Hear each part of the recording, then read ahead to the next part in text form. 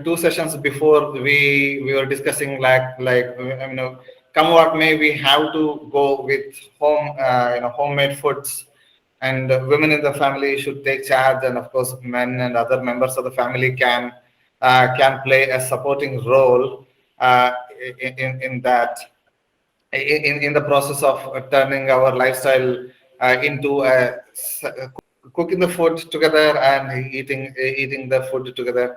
There were a few comments just I want to touch base upon that. One comment was, solution to women being busy and not getting sufficient time to cook is husband and other members of the family should join in.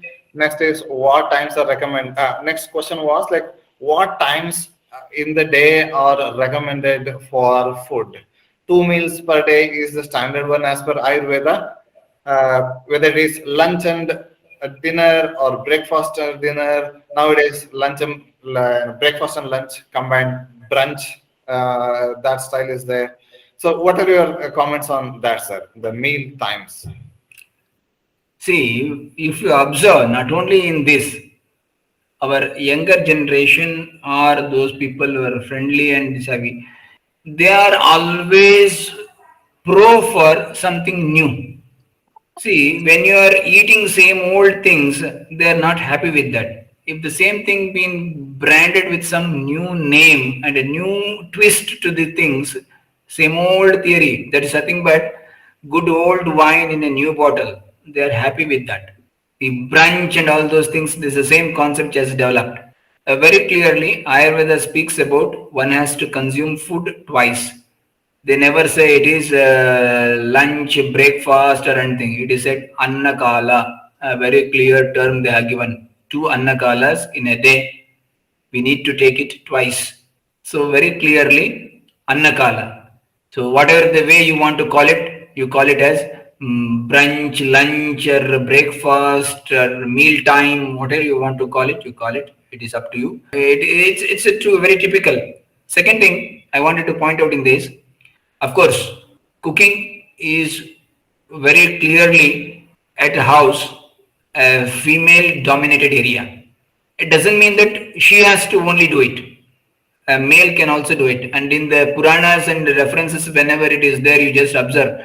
It is always said Nalapaka and Bhimapaka. They never give any female name or any feminine names for that this one, because when Paka has to be done or some prepare, and even today if there is some big feast or lunch, the people who do it is Badru, we call it as, they'll come as a male. There are group of people who are doing it, so they'll be cooking it.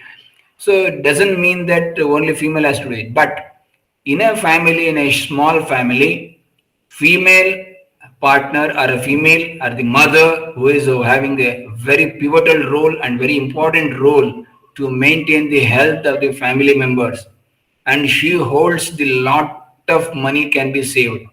If she doesn't do the things properly, then everything will go into waters. So she has to take care of the healthy areas, what should be prepared for and how it should be prepared and how it should be given to my family members. And she has a big role to play. If she does it in a right sense and a right manner, then everybody's family health will be protected. Otherwise, God only save this country. Everywhere there will be a lot of chaos and there will be a lot of problem. And that's the reason nowadays when a female is going out of the house for maybe because of economical constraints or maybe because of her priority of life or so many thoughts and so many things, they started eating from outside, straight away cooking somewhere else, and somebody is doing it and we straight away eating it, and we don't cook it at our home, or we cook at once and keep it in the fridge and repeatedly take it out and warm it and eat it and once again keep it inside and all these things, and using microwave oven and all these things. Definitely this is going to cause a lot of problem in future. So it has to be avoided. Ahara has to be prepared freshly, as and on day it should be done and it should be used. It should not be kept for next day. So these things have to be very clear in that. And of course, what should be combined, how to combine, what should be mixed, in what way it should be presented. Everything has to be systematically done. How our age-old grandmothers used to do it. The same thing has to be keep in mind, because there's always a healthy way of doing things. And of course, any improvisation has to be done. That improvisation should carry the tag of, or they should not be avoiding the previous theories, or just ditching the previous theories. Those theories and those practical skills of how to cook it and how to do it, it has to be carried forward as a legacy, because it is the one which holds the key for the health. And also, a minor point in what you're saying is not like women only should cook. That's kind of a misogynistic approach. But she should be responsible for taking charge. That's what we are trying to convey. We are not saying that women are fit to cook or anything in a wrong sense. Everybody in the family has certain responsibilities, and probably the kitchen responsibilities are best handled by women. That's how the structure of the family is built.